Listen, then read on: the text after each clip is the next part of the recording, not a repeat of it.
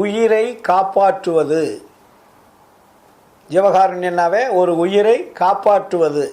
அது காப்பாற்றுவது மட்டுமல்ல, காப்பாற்றுவதை நிலைநிறுத்தக்கூடிய ஒழுக்கமாக அதை நம்ம கைக்கொள்ள வேண்டும்னார். ஒழுக்கம்னா அந்த உறுதி. நான் ஒழுக்கத்தோடு இருக்கிறேன்னா அந்த உறுதி எடுத்துக்கணும், இந்த ஒழுக்கத்துக்கு தான் நான் வாழ்கிறேன் அப்படின்னு. அப்போது அந்த ஜீவகாருண்ய ஒழுக்கம்னு அதுக்கு பேர் போட்டார். ஜீவகாருண்யம்னு மட்டும் அவர் போடல, ஒழுக்கம். ஒழுக்கம் என்றால் கடைபிடித்தல்.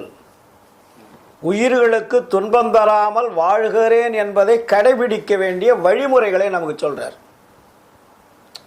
அதாவது ஒரு உயிருக்கு இந்த துன்பம் வந்துருச்சு, சரி 10 ரூபா கொடுத்துட்டோம், அது துன்பம் தீர்ந்துருச்சு, நீங்கள் போயிடக்கூடாது.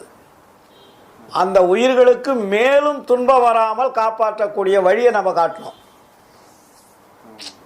உங்களுக்கு இன்னைக்கு பசி இருக்குது, சோறு போட்டுறீங்க, நாளைக்கு பசி எடுத்தா எங்கே போவீங்க? மீன் மட்டும் சொல்லுவாங்க, உணவு மட்டும் கொடுக்காம வருங்காலத்திலேயும் வந்து பார்த்தீங்கன்னா அவங்களுக்கு வந்து தொடர்ச்சியாக அவங்களுக்கு உணவு கிடைக்கணும். அதாவது ஒரு உயிருக்கு அந்த நேரத்தில் ஏற்படக்கூடிய துன்பத்தை போக்குவது ஒன்று, என்றும் அவர்களுக்கு துன்பம் வராமல் காப்பாற்றக்கூடிய வழிமுறைகளை சொல்லணும். அதுக்கு பேர் தான் ஜீவகாருண்ய ஒழுக்கம். ஜீவகாருண்ய ஒழுக்கம்னா ஜீவன் என்பது உயிர், காருண்யம் என்பது இரக்கம், ஒழுக்கம் என்பது அது நிலை பெற்று நிற்க வேண்டும். அதே மாதிரி மற்ற உயிர்களுக்கும் நம்ம துன்பம் கொடுக்காமல் அந்த துன்பத்தை போக்குவதற்குண்டான வழிகளை சொல்லுவது ஒழுக்கம்.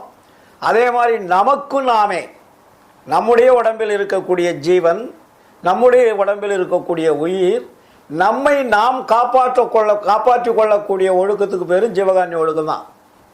அதனால தான் அகத்திலும் ஒழுக்க வேண்டும், புறத்திலும் ஒழுக்க வேண்டும். நீங்கள் ஒழுக்கம் இல்லாமல் மற்றவர்களுக்கு உங்களால் ஒழுக்கத்தை சொல்ல முடியாது, அவங்க ஒழுக்கத்தை சொன்னாலும் அவங்க கடைபிடிக்க முடியாது. அதனால தான் ஒழுக்கம் நம்ம முதல் கடைபிடிக்கணும்.